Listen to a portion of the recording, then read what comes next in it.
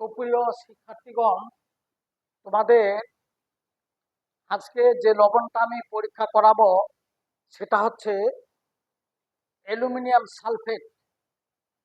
এই aluminium sulphate কিভাবে শনাক্তকরণ করা হয়, তার ক্ষারীয়মূলক অ্যালুমিনিয়াম এবং সালফেটমূলক হলো অম্লীয়মূলক।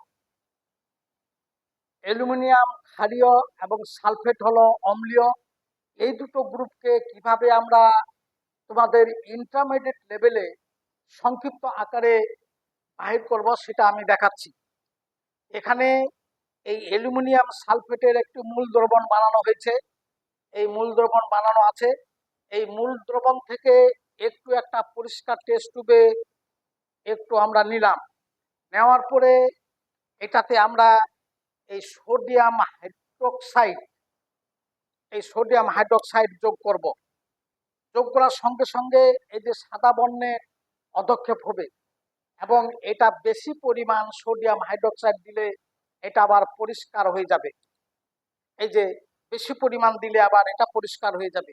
এই পরীক্ষাটা খুবই সতর্কতামূলক পরীক্ষা। অ্যালুমিনিয়ামের আয়নে সোডিয়াম হাইড্রোক্সাইড প্রথমে যোগ করলে অ্যালুমিনিয়াম হাইড্রোক্সাইডের সাদা পদক্ষেপ পাওয়া যাবে, আবার বেশি পরিমাণ দিলে দ্রবণটি এইরকম স্বচ্ছ হয়ে যাবে। এইভাবে প্রমাণিত হয় যে এটা অ্যালুমিনিয়াম। এবার এই লবণটার আমরা ক্ষারীয়মূলক পরীক্ষা করব। ক্ষারীয়মূলক সালফেট মূলকের জন্য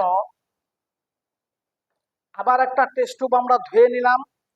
এখানে এই মূল দ্রবণে একটু এখানে নিলাম, নেওয়ার পরে এখানে বেরিয়াম ক্লোরাইড, এই বেরিয়াম ক্লোরাইড আমরা যোগ করব। এই বেরিয়াম ক্লোরাইড যোগ করলে সাদা ঘোলাটে অধক্ষেপ হবে। এখানে যদি এটাতে যদি হাইড্রোক্লোরিক অ্যাসিড যোগ করি তাহলে এটা দ্রবীভূত হবে না। এই যে দ্রবীভূত হবে না, এতে প্রমাণিত হয় এটা সালফেট।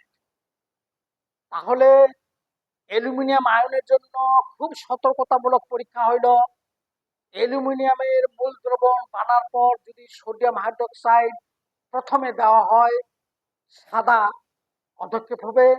বেশি পরিমাণ সোডিয়াম হাইড্রোক্সাইড দিলে সেটা দ্রবীভূত হয়ে যাবে। আর সালফেটের জন্য মূল দ্রবণ থেকে এই যে বেরিয়াম ক্লোরাইড যোগ করলে সালফেটের অধক্ষেপ পাওয়া যাবে, বেরিয়াম সালফেটের। এখানে হাইড্রোক্লোরিক অ্যাসিড দিলে এইটা দ্রবীভূত হবে না। এতে প্রমাণিত হয় এটা ছিল, এই লবণটা হইল অ্যালুমিনিয়াম সালফেট। এই গেল তোমাদের অ্যালুমিনিয়াম সালফেটের পরীক্ষা। ধন্যবাদ সবাইকে।